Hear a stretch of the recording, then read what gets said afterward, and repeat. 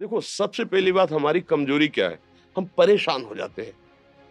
संसार में देखो तो परेशान, परमार्थ की तरफ देखो तो हम परेशान हो, ये हमारा आदत स्वभाव बन गया परेशान होना। थोड़ा-सा धैर्यवान बनो, गंभीर बनो। कोई इस भारी से भारी विपत्ति में परेशानी स्वीकार करके विपत्ति से थोड़ी निकला जाता है। सुलझो, ठीक है, ये विपत्ति आई, समस्या आई, इसका समाधान होगा।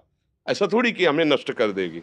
अगर अभी हमारी बड़ी हानि हो जाती है, हम कल इससे बड़ा लाभ प्राप्त कर सकते हैं। हमको एकदम बिल्कुल गंभीर रहना है, इतने कमजोर नहीं बन जाना। अब वो गए तो क्या होगा? अब वो वस्तु गई तो क्या, पद गया तो क्या होगा? प्रयास किया था, ये पद मिला था, इससे बड़ा पद प्राप्त करूंगा, मैं इससे बड़ा महान बनूंगा। ठीक है, एक बार गिर गया, गलती हो गई, दंड भोगूंगा, फिर इससे ज्यादा संयम में रहूंगा। बिल्कुल, मतलब एकदम फ्रेश दिमाग रखना चाहिए। और अपने लोग क्या है, जरा सी बात में एकदम पछड़ा कर लेते हैं, एकदम कमजोर हो जाते हैं। ये बिल्कुल ठीक नहीं है। हम जीवन भर की यात्रा की बात कह रहे हैं, भारी से भारी कष्ट में भी मुस्कुराना, तो हमें बल मिला है, हमें भगवान की कृपा का दर्शन हुआ है, हमें उनका दुलार दिखाई दिया है। अगर ऐसे तो भाग जाते, फिर परमार्थ में थोड़ी चलना होता है। आज जो आप सुन करके लाभ लेने की चेष्टा कर रहे हो ना, ये केवल प्रवचन नहीं है, ये जीवन है। अगर ये जिए ना होते ना, तो ये इसका प्रभाव नहीं पड़ता, फिर वाणी का प्रभाव नहीं पड़ता। हम इसीलिए कहते हैं, जैसे आप लोग एकदम परेशान हो जाते हैं जब बोलो, क्या हमसे ज्यादा परेशानी होगी? दोनों किडनी खराब, दवाई लाने के लिए पैसे नहीं, पानी रखा है हम उठ के पी नहीं सकते, भीषण शरीर में कष्ट, भीषण बुखार, क्योंकि किडनी फेल, जरा में बुखार, खाने को क्या, रोटी मांग के लाओ। अगर वहां सब्जी मिलती है तो लाल मिर्च ऐसी पड़ के मिलती थी कि वो पा नहीं सकते थे। आप सोचो, पानी लाना है तो मुझे लाना है, पीना है तो मुझे पीना है। अगर मैं हारता तो कहां पहुंच जाता, क्या स्थिति होती? नहीं, मरना है, पर कदम पीछे। कोई दिन ऐसा नहीं जिस दिन सेवा ना की हो, जिस दिन सेवा ना गए हो।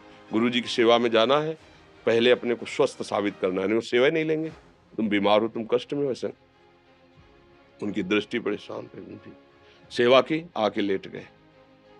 फिर हिम्मत की, अपनी श्री जी की सेवा की, मधुकरी नहीं गए, 3-3 4-4 दिन भोजन नहीं गए, पर सेवा नहीं छोड़ा, दिनचर्या नहीं छोड़ी।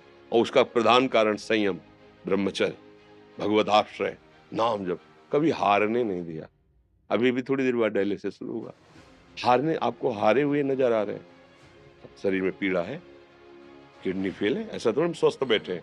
पीड़ा है, बार बार प्यास लगती है, थोड़ा थोड़ा पानी मिलता है, हर, लेकिन हम आनंदित हैं, हम प्रसन्न हैं। हम लड़ाई में हारे नहीं हैं, ना हारेंगे। हम जीत चुके हैं। हम अपने मालिक के भरोसे में अपना संवाद, तो वो, ये हम अपनी बड़ाई नहीं बता रहे, हम आपको बता रहे समस्या। सोचो, तुम्हारे पास तो माँ है, भाई है, बहन है, परिवार है, कोई ना कोई तो है ना। मेरा किसी ने कभी जीवन में ध्यान भी नहीं दिया। क्यों? बचपन से बाबा जी बन गए, किसी से प्यार नहीं, किसी से संबंध नहीं, कोई जानकारी नहीं, हम कहाँ हैं, वो कहाँ है, किसी से कोई मतलब नहीं। अच्छा, जवान साधु कौन श्रद्धा करे? कभी गांव जाने की हिम्मत नहीं पड़ती कि रोटी मांग ले। पता नहीं लोग क्या सोचेंगे, क्या भावना कर ले। हम दरवाजे पे खड़े हैं, क्या कैसी भाव, तो जो हमारे सामने आकाश वृत्ति से आया यौवन अवस्था में, वही पाया, अन्यथा भूखे रह गए। जब हम हर समय अपने को विवेक के द्वारा सावधान रखे, तो हम कभी निराश नहीं हुए, कभी उदास नहीं हुए, कभी ऐसा नहीं लगा कि यार हम दुखी, कभी नहीं लगा। उसी का फल है कि उस सुख का संकेत मिल गया जहां दुख की निशानी भी नहीं है। वही उसी के बच्चे हो। हम सब उसी धातु से बने हुए हैं। हम इतना क्यों परेशान हो जाते हैं? हम ये देखते हैं, अपने लोग थोड़ी बात बिगड़ गई परेशान, नहीं बिगड़ी तो बिगड़ जाने की संभावना में परेशान है।